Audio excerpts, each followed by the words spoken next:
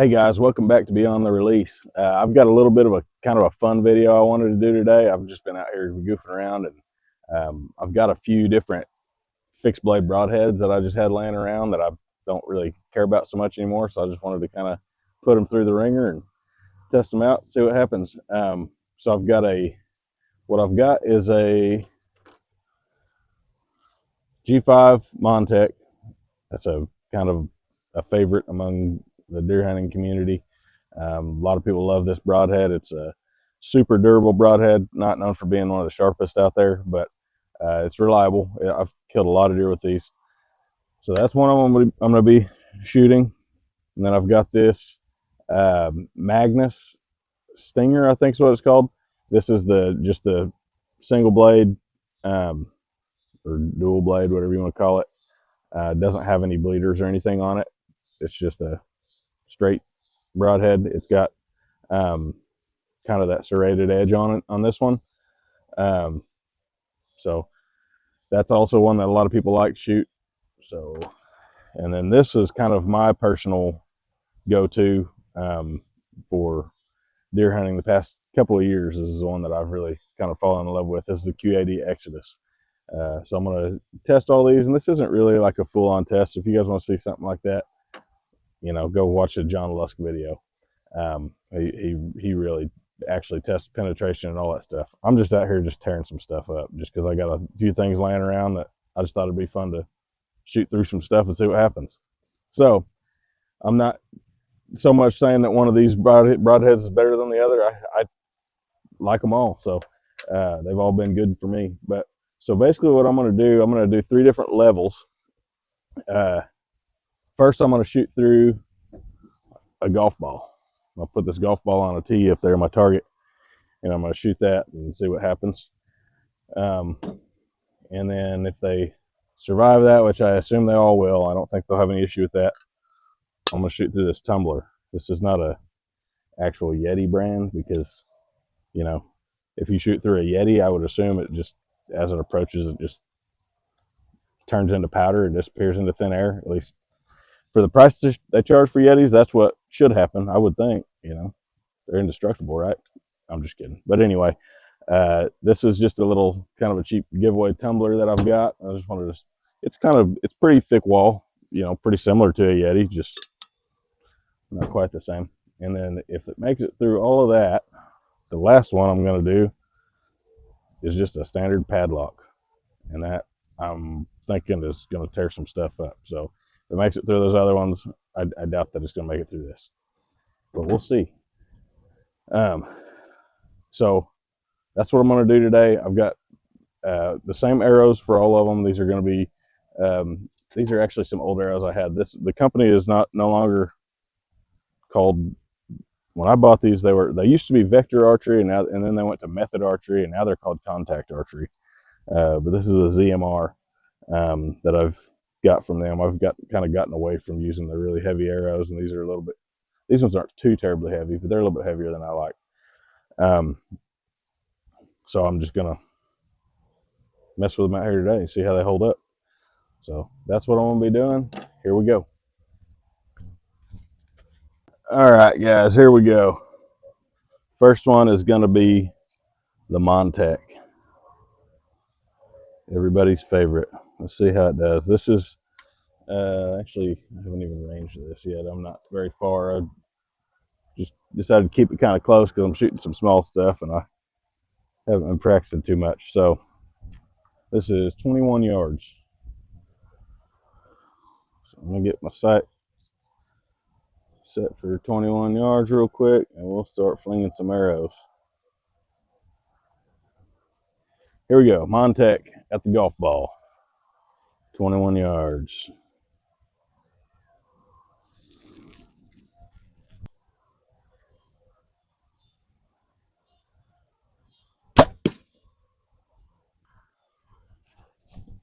Oh, but that is pretty cool. Oh, wow. Well, the arrow did not even make it through the golf ball. That's pretty cool though. Check that out. That's the Montech. That is why I do not any longer use aluminum half outs. Moving on, I got another golf ball right here. I'll go set it up.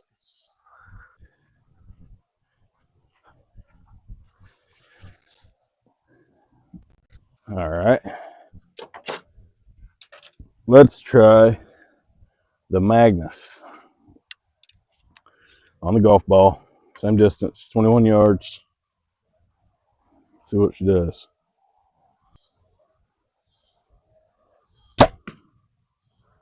All right, now the Magnus just sliced the ball right in half. You can see that. Just went right through it. Broadhead's still in very good shape.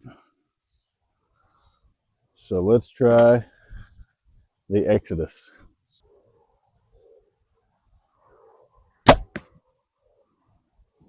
Sounded pretty good. I think that was ball.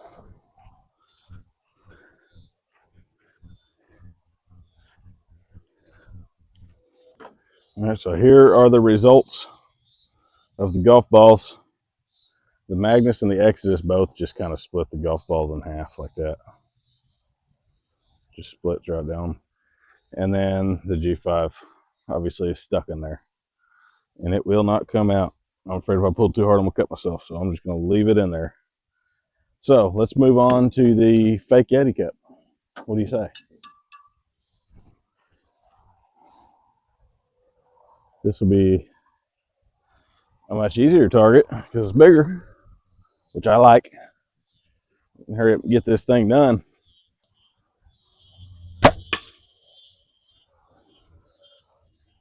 All right.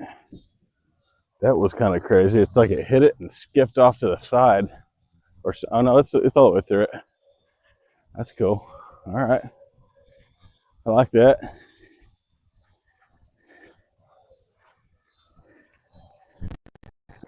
All right.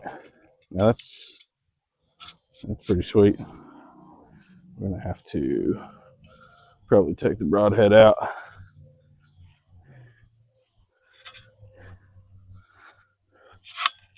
to get the arrow back out.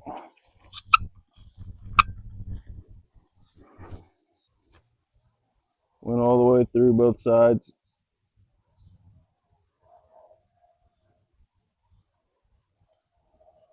Pretty cool. All right. So try the same thing with the Exodus.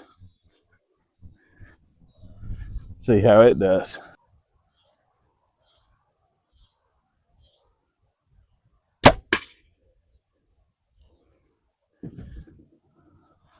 That completely knocked the cup in a circle.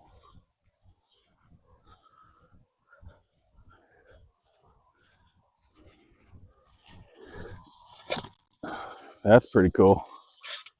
All right. That's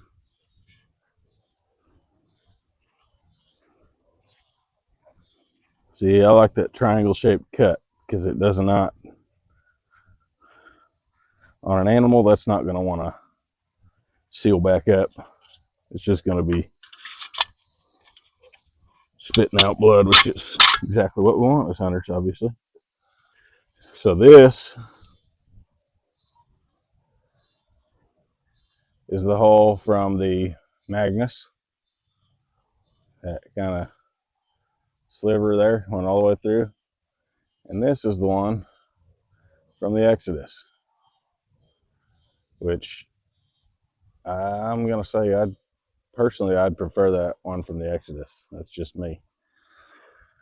Now that Magnus is going to get obviously probably better penetration being a more streamlined design like it is. So if that's what's important to you, then there you go. So here we go. Now got the padlock. I'm gonna go hang this padlock up, and on the target, we're gonna shoot each one of these last two arrows at it. The magnet, the one with the Magnus, and the one with the Exodus. We're gonna see what happens. This is where it's all gonna come to an end.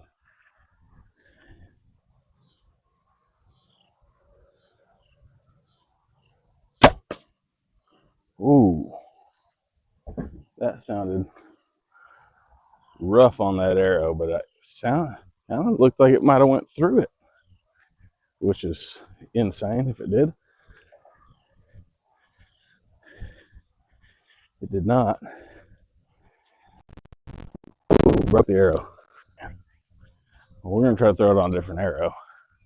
If I, ooh, I don't know if I've got another arrow over here. I don't. I broke 2 arrows, and that's the only ones I got. Well, I have another one, but one of the fletchings came off, so I'm not gonna shoot it either. We'll see what this Exodus does, and if the arrow's still in good shape, which I don't think it will be. Okay, that's gonna be cool, I think. So here's the final result.